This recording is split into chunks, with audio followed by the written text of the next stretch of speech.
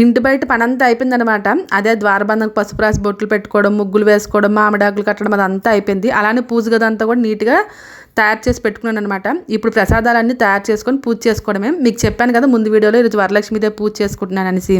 అందుకే ఈ హడావిడి అంతాను. నేను పూజకి ప్రసాదాలు ఎప్పుడు చేసినా కూడా ఫస్ట్ స్టవ్ అంతా నీట్గా క్లీన్ చేసుకొని బెల్లమన్నం చేస్తానమాట. అలానే ఇప్పుడు కూడా బెల్లమన్నం తయారు చేశాను. ఇంకా దాంతోపాటు చూడండి మినపప్పు గారెలు తయారు చేశాను. ఇంకా బూరెలుగా అయితే ప్రసాదం బూరెలు తయారు చేస్తున్నాను. ఈ ప్రసాదం బూరెలు అయితే చాలా సింపుల్గా ఈజీగా చేసేసుకోవచ్చు. పూర్ణం బూరెలు అంత టెన్షన్ ఉండదనమాట. ఎవరైనా కొత్తగా ఫస్ట్ టైం బూరెలు ఇప్పుడిప్పుడే నేర్చుకుంటే మాత్రం ఫస్ట్ వీటి ద్వారా నేర్చుకోవడమే బెటర్ అని చెప్తాను. ఇంకా నేను ఈ గారెలు, బూరెలు, పులిహార, బెల్లమన్నము, పెరుగన్నము ఇలా 5 రకాల ప్రసాదాలు తయారు చేసుకున్నాను. ఇంక ఈ ప్రసాదాలు ఎలా తయారు చేశాను అనేది ఒక పెద్ద వీడియో అయితే పెట్టాను. దాని లింక్ అయితే నేను కింద పెడతాను. ఎవరైనా ఇంట్రెస్ట్ ఉండి చూడాలనుకుంటే చూడండి. చాలా సింపుల్గా తయారు చేసుకున్నాను అనమాట.